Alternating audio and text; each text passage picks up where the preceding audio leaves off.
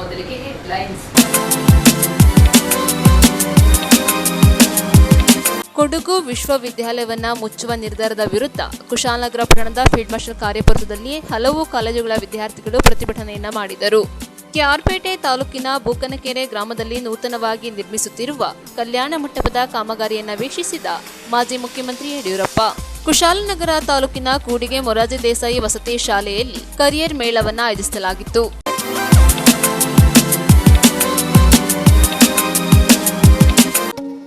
ಶ್ರೀ ದುರ್ಗಾ ಕ್ಯಾಟರ್ಸ್ ಕುಶಾಲನಗರ. ನಮ್ಮಲ್ಲಿ ಮದುವೆ, ಉಪನಯನ, ಗೃಹ ಪ್ರವೇಶ, ಯಾವುದೇ ಪೂಜಾ ಸಮಾರಂಭಗಳಿಗೆ ನಿಮ್ಮ ಮನೆ ಬಾಗಿಲಿಗೆ ರುಚಿ ರುಚಿಯಾದ ತಿಂಡಿ, ಊಟ ಸರಿಯಾದ ಸಮಯಕ್ಕೆ ಮಂಗಳೂರು ಶೈಲಿಯ ಬ್ರಾಹ್ಮಣರ ರುಚಿ ರುಚಿಯಾದ ಸಸ್ಯಾಹಾರ ಅಡುಗೆ ಮಾಡಿಕೊಡಲಾಗುವುದು. ಹೆಚ್ಚಿನ ಮಾಹಿತಿಗಾಗಿ ಸಂಪರ್ಕಿಸಿ ಶ್ರೀ ದುರ್ಗಾ ಕ್ಯಾಟರ್ಸ್ ಮಾಲೀಕರಾದ ಎಂಎಸ್ ಗೋಪಾಲ ಭಟ್ಟರು, ಕುಶಾಲನಗರ. ಮೊಬೈಲ್ ಸಂಖ್ಯೆ 9448019653. ಮತ್ತೊಂದು ಸಂಖ್ಯೆ 7353153690. ಕುಶಾಲನಗರದ ಫೀಲ್ಡ್ ಮಾರ್ಷಲ್ ಕಾರ್ಯಪಾಲಕದಲ್ಲಿ ಹಲವು ಕಾಲೇಜು ವಿದ್ಯಾರ್ಥಿಗಳು ಕೊಡಗು ವಿಶ್ವವಿದ್ಯಾಲಯವನ್ನ ಮುಚ್ಚುವ ನಿರ್ಧಾರದ ವಿರುದ್ಧ ಪ್ರತಿಭಟನೆಯನ್ನ ಮಾಡಿದರು. ಕೊಡಗು ವಿಶ್ವವಿದ್ಯಾಲಯ ರದ್ದುಗೊಳಿಸುವ ಚಿಂತನೆಯನ್ನ ಹಿಂಪಡೆಯುವಂತೆ ಆಗ್ರಹಿಸಿ ಎಬಿವಿಪಿ ವತಿಯಿಂದ ಕುಶಾಲನಗರ ಪಟ್ಟಣದ ಕಾರ್ಯಪುರದಲ್ಲಿ ಕಾಲೇಜು ವಿದ್ಯಾರ್ಥಿಗಳು ಮಾನವ ಸರಪಳಿ ನಿರ್ಮಿಸಿ ಬೃಹತ್ ಪ್ರತಿಭಟನೆ ನಡೆಸಲಾಯಿತು. ಕೊಡಗು ವಿಶ್ವವಿದ್ಯಾಲಯವನ್ನ ಮುಚ್ಚುವ ನಿರ್ಧಾರವನ್ನ ರಾಜ್ಯ ಸರ್ಕಾರವು ಕೈಬಿಡಬೇಕು, ಇಲ್ಲದಿದ್ದಲ್ಲಿ ಕೊಡಗು ಬಂದ್ ಮಾಡಿ ಪ್ರತಿಭಟನೆ ನಡೆಸುವುದಾಗಿ ಮಾಜಿ ಸಚಿವರು ಹಾಗೂ ಮಡಿಕೇರಿ ವಿಧಾನಸಭಾ ಕ್ಷೇತ್ರದ ಮಾಜಿ ಶಾಸಕರಾದ ಎಂಪಿ ಅಪ್ಪಚ್ಚರಂಜನ್ ಅವರು ತಿಳಿಸಿದ್ದಾರೆ. ಅಲ್ಲದೆ ರಾಜ್ಯ ಸರ್ಕಾರದ ವಿರುದ್ಧ ಆಕ್ರೋಶ ಹೊರಹಾಕಿದ್ದಾರೆ.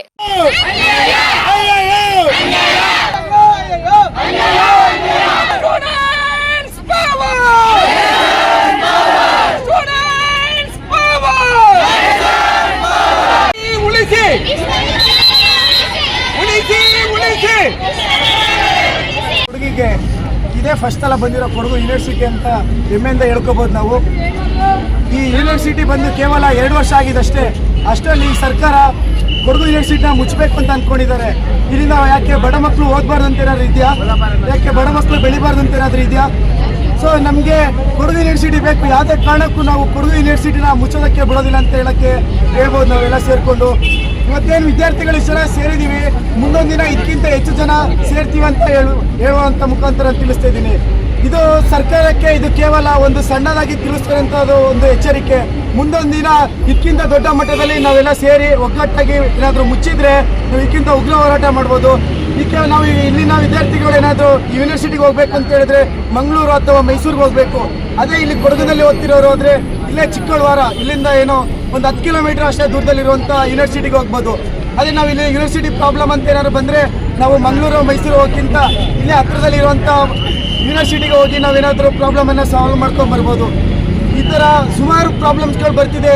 ಈ ಸರ್ಕಾರ ಬಂದ ಮೇಲೆ ಬಡ ವಿದ್ಯಾರ್ಥಿಗಳಿಗೆ ಹಾಸ್ಟೆಲ್ ಆಗಿರ್ಬೋದು, ಹಾಸ್ಟೆಲಲ್ಲಿ ಯಾವುದೇ ರೀತಿಯ ಫೀಸ್ಗಳು ನಾವು ಅದೇ ಥರ ಮಾಡ್ತಾ ಇದ್ದೀವಿ ವಿದ್ಯಾರ್ಥಿ ಪರಿಷತ್ತು. ಸೊ ಇವರು ನೋಡ್ತಾ ಇದ್ದಂಗೆ ವಿದ್ಯಾರ್ಥಿಗಳಿಗೆ ಏನು ಹಾಸ್ಟೆಲ್ಗೆ ಇದು ಫೀಸ್ಗಳನ್ನ ಜಾಸ್ತಿ ಮಾಡ್ತಾ ಹೋಗ್ತಾ ಇದ್ದಾರೆ. ಅದು ಅಲ್ಲದೆ ವಿದ್ಯಾರ್ಥಿಗಳು ಕೊಡ್ತಿರುವಂತಹ ಪರೀಕ್ಷಾ ಶುಲ್ಕ ಇದರಲ್ಲೂ GSTಗಳನ್ನ ಆಗ್ತಾ ಹೋಗ್ತಾ ಇದ್ದಾರೆ. ಸೊ ಇದೇ ರೀತಿ ಮುಂದುವರೆದ್ರೆ ವಿದ್ಯಾರ್ಥಿ ಪರಿಷತ್ ಆಗಿರ್ಬೋದು, ವಿದ್ಯಾರ್ಥಿಗಳಾಗಿರ್ಬೋದು ಮುಂದೊಂದಿನ ಇದಕ್ಕಿಂತ ಹೆಚ್ಚಾಗಿ ಉಗ್ರ ಹೋರಾಟ ಮಾಡುವುದಾಗಿ ನಾವು ತಿಳಿಸ್ತಾ ಇದ್ದೇನೆ. ನ್ಯೂಸ್ ಸಂಗಮಕ್ಕಾಗಿ ಡಾಕ್ಟರ್ ಎಚ್.ಎಂ. ರಘುಕೋಟಿ, ಕುಶಾಲನಗರ. ಕುಶಾಲನಗರ ತಾಲೂಕಿನ ಕೂಡಿಗೆ ಮೊರಾರ್ಜಿ ದೇಸಾಯಿ ವಸತಿ ಶಾಲೆಯಲ್ಲಿ ಕರ್ನಾಟಕ ವಸತಿ ಶಿಕ್ಷಣ ಸಂಘ ಹಾಗೂ ಅನಾಹುತ ಯುನೈಟೆಡ್ ಎಫರ್ಟ್ ಫೌಂಡೇಶನ್ ಸಂಸ್ಥೆ ಸಹಭಾಗಿತ್ವದಲ್ಲಿ ಕರಿಯರ್ ಮೇಳವನ್ನು ಆಯೋಜಿಸಲಾಗಿತ್ತು. ಕರ್ನಾಟಕ ವಸತಿ ಶಿಕ್ಷಣ ಸಂಘ ಹಾಗೂ ಅನಾಹುತ ಯುನೈಟೆಡ್ ಎಫರ್ಟ್ ಫೌಂಡೇಶನ್ ಸಂಸ್ಥೆಯ ಸಹಭಾಗಿತ್ವದಲ್ಲಿ ಕೊಡಗು ಜಿಲ್ಲೆಯಲ್ಲಿ 7 ವಸತಿ ಶಾಲೆಗಳಲ್ಲಿ ಅನುಷ್ಠಾನಗೊಂಡಿದ್ದು, ಕುಶಾಲನಗರ ತಾಲೂಕಿನ ಕೂಡಿಗೆ ಮೊರಾರ್ಜಿ ದೇಸಾಯಿ ವಸತಿ ಶಾಲೆಯಲ್ಲಿ ವೃತ್ತಿ ವಲಯಗಳ ಪರಿಚಯಿಸುವಿಕೆಗೆ ವಿದ್ಯಾರ್ಥಿಗಳಿಂದ ಕರಿಯರ್ ಮೇಳವನ್ನು ಆಯೋಜಿಸಲಾಗಿತ್ತು. ಇದರಲ್ಲಿ ಮಕ್ಕಳು ತಾವು ತಿಳಿದುಕೊಂಡ 12 ವೃತ್ತಿ ವಲಯಗಳಲ್ಲಿ ಬರುವ ವೃತ್ತಿಗಳ ಬಗ್ಗೆ ಹಾಗೂ ವೃತ್ತಿ ಆಯ್ಕೆಗಳ ಶೈಕ್ಷಣಿಕ ಮಾರ್ಗದರ್ಶನಗಳ ಬಗ್ಗೆ ಕ್ರಿಯಾಶೀಲವಾಗಿ ಶಾಲೆಯ ಎಲ್ಲ ವಿದ್ಯಾರ್ಥಿಗಳಿಗೂ ಪ್ರಾಯೋಗಿಕವಾಗಿ ಸ್ಟಾಲ್ಗಳ ಮಾದರಿಗಳನ್ನು ಮತ್ತು ನಾಟಕ ಅಭಿನಯ ರೂಪದಲ್ಲಿ ತಿಳಿಸಿದರು. ಕಾರ್ಯಕ್ರಮದ ಉದ್ಘಾಟನೆಯನ್ನ ಕುಡ್ಮಂಗ್ಳೂರು ಗ್ರಾಮ ಪಂಚಾಯಿತಿ ಅಧ್ಯಕ್ಷರಾದ ಭಾಸ್ಕರ್ ನಾಯಕ್ ಅವರು ಉದ್ಘಾಟಿಸಿದರು. ನಂತರ ವಿದ್ಯಾರ್ಥಿಗಳೊಂದಿಗೆ ಮಾತನಾಡುತ್ತಾ ವಿದ್ಯಾರ್ಥಿಗಳ ಸರ್ವಾಂಗೀಣ ಅಭಿವೃದ್ಧಿಗೆ ವೃತ್ತಿ ಯೋಜನೆಗಳು ಅತಿ ಮುಖ್ಯವಾಗಿದೆ. ಪ್ರಸ್ತುತ ಸಂದರ್ಭದಲ್ಲಿ ಮಕ್ಕಳಿಗೆ ಈ ರೀತಿಯಾದ ತರಬೇತಿಗಳು ಸಿಗುತ್ತಿರುವುದು ತುಂಬಾ ಸಂತೋಷವಾಗಿದೆ. ಅದರ ಉಪಯೋಗವನ್ನ ಮಕ್ಕಳು ಪಡೆದುಕೊಂಡು ವೃತ್ತಿ ಯೋಜನೆ ತರಬೇತಿ ಪಡೆದುಕೊಂಡು ಅದರ ಪ್ರಯೋಜನವನ್ನ ಪಡೆದುಕೊಳ್ಳಬೇಕೆಂದು ಕಿವಿಮಾತು ಹೇಳಿದರು. ಕಾರ್ಯಕ್ರಮದ ಅಧ್ಯಕ್ಷತೆಯನ್ನು ವಹಿಸಿಕೊಂಡು ಮಾತನಾಡಿದ ಶಾಲಾ ಪ್ರಾಂಶುಪಾಲರಾದ ಕೆ ಪ್ರಕಾಶ್, ಮಕ್ಕಳಿಗೆ ವೃತ್ತಿ ಯೋಜನೆ ತುಂಬಾ ಅವಶ್ಯಕವಾಗಿದ್ದು ಈ ಹಂತದಲ್ಲೇ ಆಸಕ್ತಿಗೆ ಅನುಗುಣವಾಗಿ ವೃತ್ತಿ ಆಯ್ಕೆಗಳ ಶೈಕ್ಷಣಿಕ ಹಾದಿಗಳ ಬಗ್ಗೆ ತಿಳಿದುಕೊಳ್ಳುತ್ತಿರುವುದು ತುಂಬಾ ಸಂತೋಷದ ವಿಷಯ ಎಂದು ತಿಳಿಸಿದರು. ಕಾರ್ಯಕ್ರಮದ ಆಯೋಜನೆಯನ್ನ ಆಶಿಫ್ ಹಾಗೂ ದಿನೇಶ್ ಆಚಾರ್ಯ ವಹಿಸಿಕೊಂಡಿದ್ದರು. ಇದೇ ಸಂದರ್ಭದಲ್ಲಿ ಶಾಲಾ ಶಿಕ್ಷಕರಾದ ಮಂಜು, ನಾಗೇಂದ್ರ, ಚಿದಂಬರ, ದೊಡ್ಡಯ್ಯ, ಮೀನಾ, ಕವಿತಾ, ಹರಿಣಾಕ್ಷಿ, ತ್ರಿವೇಣಿ, ಗಾನವಿ, ನಿಲಯ ಪಾಲಕ ಜಗದೀಶ್ ಹಾಜರಿದ್ದರು. ಆಮೇಲೆ DRDO, government infrastructure development corporation, ಆಮೇಲೆ ಆರ್ಮ್ ಫೋರ್ಸ್, ಆಮೇಲೆ state transportation development, public sector. News ಸಂಗಮಕ್ಕಾಗಿ ದಿನೇಶ್ ಆಚಾರಿ, ಹೆಬ್ಬಾಲೆ. ಕ್ಯಾರ್ಪೇಟೆ ತಾಲೂಕಿನ ಬುಕನಕೆರೆ ಗ್ರಾಮದಲ್ಲಿ ನೂತನವಾಗಿ ನಿರ್ಮಿಸುತ್ತಿರುವ ಶ್ರೀ ಕೈವಲ್ಲೇಶ್ವರ ದೇವಾಲಯದ ಕಲ್ಯಾಣ ಮಂಟಪದ ಕಾಮಗಾರಿಯನ್ನು ವೀಕ್ಷಿಸಿದ ಮಾಜಿ ಮುಖ್ಯಮಂತ್ರಿ ಯಡಿಯೂರಪ್ಪ. ಕೆಆರ್ಪೇಟೆ ತಾಲೂಕಿನ ಬೂಕನಕೆರೆ ಗ್ರಾಮದಲ್ಲಿ ನಿರ್ಮಾಣವಾಗುತ್ತಿರುವ ಗ್ರಾಮ ರಕ್ಷಕ ಶ್ರೀ ಕೈವಲ್ಲೇಶ್ವರ ದೇವಾಲಯದ ಕಲ್ಯಾಣ ಮಂಟಪದ ಕಾಮಗಾರಿ ವೀಕ್ಷಣೆಯನ್ನು ಮಾಡಿದ ಗ್ರಾಮದ ಮಗ ಮಾಜಿ ಮುಖ್ಯಮಂತ್ರಿ ಬಿಎಸ್ ಯಡಿಯೂರಪ್ಪ. ಯಾರ ಸಹಾಯವನ್ನ ಪಡೆಯದೆ ಮೆಟ್ಟಿಲು ಹತ್ತಿ ಕಾಮಗಾರಿ ವೀಕ್ಷಣೆ ಮಾಡಿದ ಗುಣಮಟ್ಟದ ಕೆಲಸ ನಡೆಸಿ ಆದಷ್ಟು ಜಾಗ್ರತೆ ಕಲ್ಯಾಣ ಮಂಟಪ ಲೋಕಾರ್ಪಣೆಗೆ ಸಜ್ಜುಗೊಳಿಸುವಂತೆ ಸೂಚನೆ ನೀಡಿದ ಯಡಿಯೂರಪ್ಪರವರು. ಬೂಕನಕೆರೆ ಗ್ರಾಮದಲ್ಲಿ ವಾಸವಾಗಿರುವ ತಮ್ಮ ಸಹೋದರಿ ಅನಾರೋಗ್ಯ ಪೀಡಿತರಾಗಿದ್ದ ಹಿನ್ನೆಲೆಯಲ್ಲಿ ಪುಟ್ಟಮಣಿಯಮ್ಮ ಅವರ ಆರೋಗ್ಯ ಕುಶಲೋಪರಿ ನಡೆಸಿದ ಯಡಿಯೂರಪ್ಪ ಅವರು ತಮ್ಮ ಮನೆದೇವರು ಪವಾಡ ಪುರುಷರಾದ ಕಾಪನಹಳ್ಳಿ ಶ್ರೀ ಸ್ವತಂತ್ರ ಸಿದ್ಧಲಿಂಗೇಶ್ವರ ಗದ್ದುಗೆಗೆ ವಿಶೇಷ ಪೂಜೆ ಸಲ್ಲಿಸಿ ಲೋಕ ಕಲ್ಯಾಣಕ್ಕಾಗಿ ಪ್ರಾರ್ಥನೆ ಮಾಡಿದ ಯಡಿಯೂರಪ್ಪ ಅವರನ್ನ ಹೃದಯ ಸ್ಪರ್ಶವಾಗಿ ಬರಮಾಡಿಕೊಂಡ ಶ್ರೀ ಶ್ರೀ ಸ್ವತಂತ್ರ ಚನ್ನವೀರಯ್ಯ ಸ್ವಾಮೀಜಿ. ಕಾಪನಹಳ್ಳಿ ಗವಿಮಠ ಸುಕ್ಷೇತ್ರಕ್ಕೆ ಆಗಮಿಸಿದ ಮಾಜಿ ಸಿಎಂ ಯಡಿಯೂರಪ್ಪ ಅವರನ್ನ ಕ್ಯಾರ್ಪೇಟೆ ತಾಲೂಕು ಬಿಜೆಪಿ ಅಧ್ಯಕ್ಷ ಸಾರಂಗಿ ನಾಗಣ್ಣ, ಕಾರ್ಯದರ್ಶಿ ಚೋಕನಹಳ್ಳಿ ಪ್ರಕಾಶ್, ಡಿಸಿಸಿ ಬ್ಯಾಂಕ್ ಮಾಜಿ ನಿರ್ದೇಶಕರಾದ ತೋಟಪ್ಪ ಶೆಟ್ಟಿ, ವೀರಶೈವ ಸಮಾಜದ ಮುಖಂಡರಾದ ಬ್ಯಾಂಕ್ ಪರಮೇಶ್ವರ್, ಬೂಕನಕೆರೆ ಮಧುಸೂದನ್, ಪುಟ್ಟರಾಜು, ಬೂಕನಕೆರೆ ಗ್ರಾಮ ಪಂಚಾಯಿತಿ ಅಧ್ಯಕ್ಷರಾದ ಶ್ಯಾಮ್ ಪ್ರಸಾದ್, ಮಾಜಿ ಸಚಿವರಾದ ನಾರಾಯಣಗೌಡರ ಆಪ್ತ ಸಹಾಯಕರಾದ ದಯಾನಂದ, ಸಿಂದಘಟ್ಟ ಅರವಿಂದ್, ಎಸ್ಎಸ್ಸಿ ಅಶೋಕ್, ಪ್ರಮೀಳಾ ವರದರಾಜೇಗೌಡ, ಚಂದ್ರಕಲಾ ರಮೇಶ್ ಸೇರಿದಂತೆ ಗವಿಮಠದ ಭಕ್ತರು ಹಾಗೂ ನೂರಾರು ಬಿಜೆಪಿ ಕಾರ್ಯಕರ್ತರು ಉಪಸ್ಥಿತರಿದ್ದರು. ರೂಮ್ಗಳಿಗೆ ಎಲ್ಲದಕ್ಕೂ ಗ್ರಾನೈಟ್ ಹಾಕಾಗಿದೆ. ಈಗ ಸೈಡ್ ಕಟ್ಟಿಂಗು ಗ್ರಾನೈಟ್ ಎಲ್ಲ ಇಲ್ಲಿ ಮುಗಿದಿದೆ. ಈಗ ಇದೆಲ್ಲ ಆದ್ಮೇಲೆ ವಿಂಡೋಸ್ ಒಳಗೆ. ನ್ಯೂಸ್ ಸಂಗಮಕ್ಕಾಗಿ ಡಾಕ್ಟರ್ ಕೆಆರ್ ನೀಲಕಂಠ, ಕೆಆರ್ಪೇಟೆ. ರಾಯಚೂರು ಜಿಲ್ಲೆ ಸಿಂಧನೂರು ತಾಲೂಕಿನ ಸಾಲಗುಂದ ಗ್ರಾಮದ ವಿವಿಧೋದ್ದೇಶ ಪ್ರಾಥಮಿಕ ಗ್ರಾಮೀಣ ಕೃಷಿ ಸಹಕಾರ ಸಂಘಕ್ಕೆ 3 ಜನ ಸಿಬ್ಬಂದಿಗಳನ್ನ ಕಾನೂನು ಬಾಹಿರವಾಗಿ ನೇಮಕ ಮಾಡಲಾಗಿದೆ ಎಂದು ಆಕ್ರೋಶ ಹೊರಹಾಕಿದ್ದಾರೆ.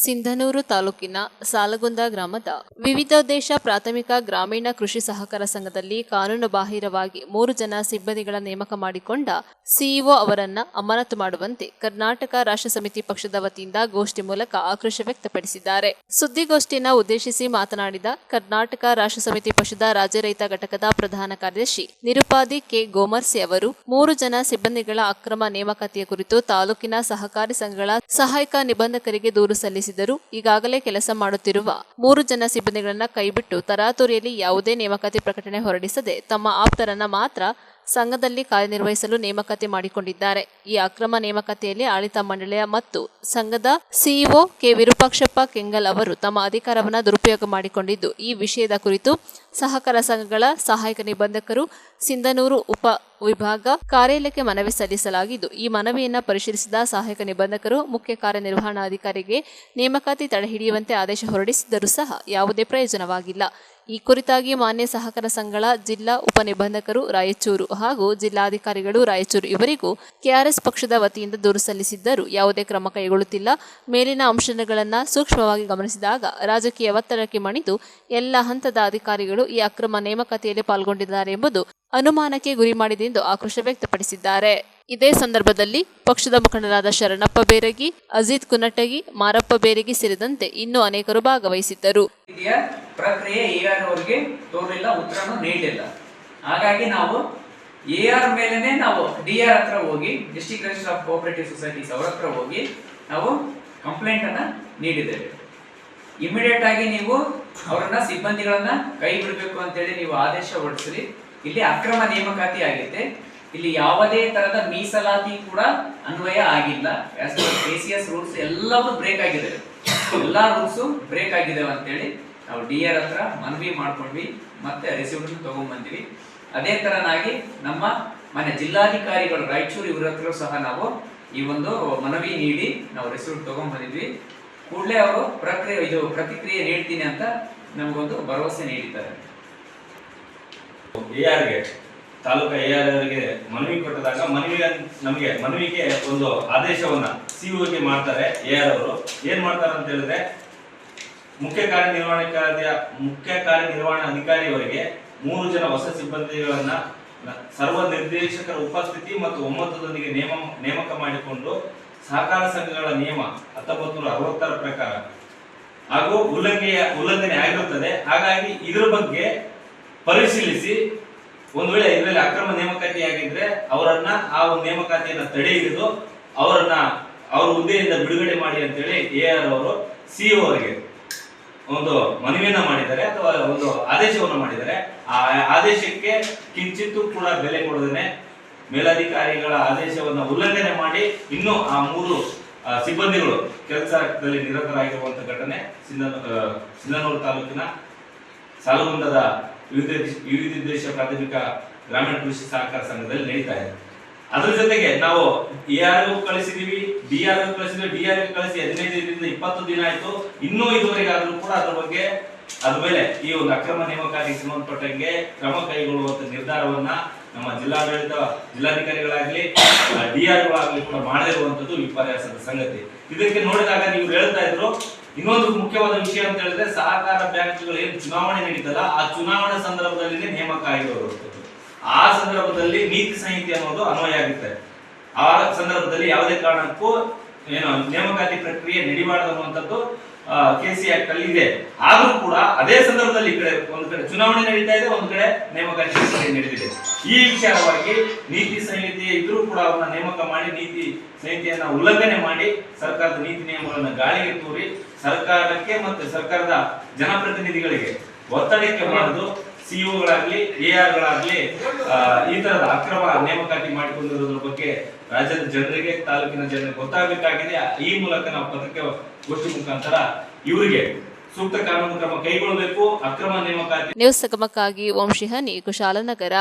ನಾಪೋಕ್ಲ ಸಮೀಪದ ಹೊದ್ದೂರು ಗ್ರಾಮದ ಶ್ರೀ ಶಾಸ್ತಾ ಈಶ್ವರ ದೇವಾಲಯದ 4ನೇ ವರ್ಷದ ವಾರ್ಷಿಕೋತ್ಸವ ವಿಜೃಂಭಣೆಯಿಂದ ನಡೆಯಿತು. ನಾಪೋಕ್ಲ ಸಮೀಪದ ಹೊದ್ದೂರು ಗ್ರಾಮದ ಶ್ರೀ ಶಾಸ್ತಾ ಈಶ್ವರ ದೇವಾಲಯದ 4ನೇ ವರ್ಷದ ವಾರ್ಷಿಕೋತ್ಸವ ಹಾಗೂ ವಿಷ್ಣುಮೂರ್ತಿ ಕೋಲ ವಿಜೃಂಭಣೆಯಿಂದ ಸಂಪನ್ನಗೊಂಡಿತು. ವಾರ್ಷಿಕೋತ್ಸವದ ಅಂಗವಾಗಿ ಸೋಮವಾರ ಶಾಸ್ತಾ ಈಶ್ವರ ದೇವರ ಬಳಿ ಗಣಪತಿ ಹೋಮ, ಅಲಂಕಾರ ಪೂಜೆ, ಬೇಟೆ, ಅಯ್ಯಪ್ಪ ಸನ್ನಿಧಿ ಅಭಿಷೇಕ ಪೂಜೆ, ವಿಷ್ಣುಮೂರ್ತಿ ದೈವ ನೆಲೆ ಅಭಿಷೇಕ ಪೂಜೆ ಜರುಗಿತು. ಮಧ್ಯಾಹ್ನ ಶ್ರೀಶಾಸ್ತ ಈಶ್ವರ ದೇವರ ನೆನಪು ಬಳಿಕ ಮಹಾಪೂಜೆ, ತೀರ್ಥ ಪ್ರಸಾದ ವಿತರಣೆ ಹಾಗೂ ಅನ್ನ ಸಂತರ್ಪಣೆ ನೆರವೇರಿತು. ಸಂಜೆ ಶ್ರೀಶಾಸ್ತ ಈಶ್ವರ ದೇವರ ಆವೃತ ಸ್ನಾನ ಜರುಗಿತು. ವಿವಿಧ ನೃತ್ಯ ಸಂಪ್ರೋಕ್ಷಣೆಯೊಂದಿಗೆ ದೈವಿಕ ವಿಧಿವಿಧಾನಗಳು ಜರುಗಿದವು. ಬಳಿಕ ವಿಷ್ಣುಮೂರ್ತಿ ದೇವರ ತಾಯತ ತೆರೆ ಹಾಗೂ ಮೇಲೇರಿಗೆ ಅಗ್ನಿಸ್ಪರ್ಶ ನೆರವೇರಿಸಲಾಯಿತು. ಮಂಗಳವಾರ ವಿಷ್ಣುಮೂರ್ತಿ ದೈವದ ಕೋಲ ಜರುಗಿ ಭಕ್ತರಿಗೆ ಉಪಹಾರ ಹಾಗೂ ಅನ್ನ ಸಂತರ್ಪಣೆಯನ್ನು ಏರ್ಪಡಿಸಲಾಗಿತ್ತು. ಪ್ರಧಾನ ಅರ್ಚಕರಾದ ಜಯರಾಮ ತಂತ್ರಿ ಪೂಜಾ ವಿಧಿವಿಧಾನಗಳನ್ನು ನೆರವೇರಿಸಿಕೊಟ್ಟರು. 3 ವರ್ಷಗಳ ಹಿಂದೆ ದೇವಾಲಯ ಜೀರ್ಣೋದ್ಧಾರಗೊಂಡು ಪುನರ್ ಪ್ರತಿಷ್ಠಾಪನೆಗೊಳ್ಳುವುದರ ಮೂಲಕ ಐತಿಹಾಸಿಕ ಹಿನ್ನೆಲೆಯುಳ್ಳ ದೇವಾಲಯವಾಗಿ ರೂಪುಗೊಂಡಿದೆ. ಇದೇ ಸಂದರ್ಭ ಗ್ರಾಮದ ದೇವತಕ್ಕ ನೆರವಂಡ ಸಂಜೆ ಪುನಚ್ಚ, ದೇವಾಲಯ ಸಮಿತಿ ಅಧ್ಯಕ್ಷರಾದ ಕೂಡಂಡ ರಾಜೇಂದ್ರ ಅಯ್ಯಮ್ಮ, ದೇವಾಲಯ ಸಮಿತಿ ಸದಸ್ಯರು ಸೇರಿದಂತೆ ಭಕ್ತಾದಿಗಳು ಹಾಜರಿದ್ದರು.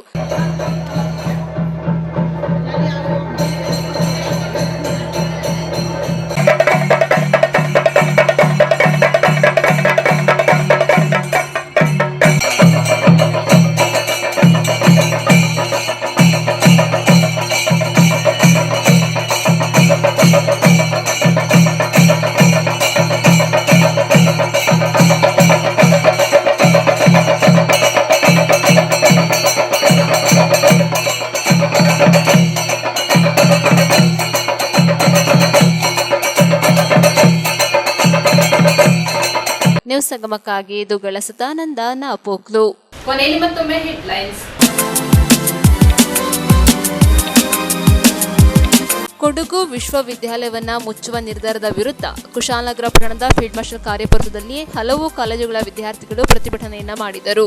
ಕೆಆರ್ಪೇಟೆ ತಾಲೂಕಿನ ಬೂಕನಕೆರೆ ಗ್ರಾಮದಲ್ಲಿ ನೂತನವಾಗಿ ನಿರ್ಮಿಸುತ್ತಿರುವ ಕಲ್ಯಾಣ ಮಂಟಪದ ಕಾಮಗಾರಿಯನ್ನ ವೀಕ್ಷಿಸಿದ ಮಾಜಿ ಮುಖ್ಯಮಂತ್ರಿ ಯಡಿಯೂರಪ್ಪ ಕುಶಾಲನಗರ ತಾಲೂಕಿನ ಕೂಡಿಗೆ ಮೊರಾರ್ಜಿ ದೇಸಾಯಿ ವಸತಿ ಶಾಲೆಯಲ್ಲಿ ಕರಿಯರ್ ಮೇಳವನ್ನ ಆಯೋಜಿಸಲಾಗಿತ್ತು.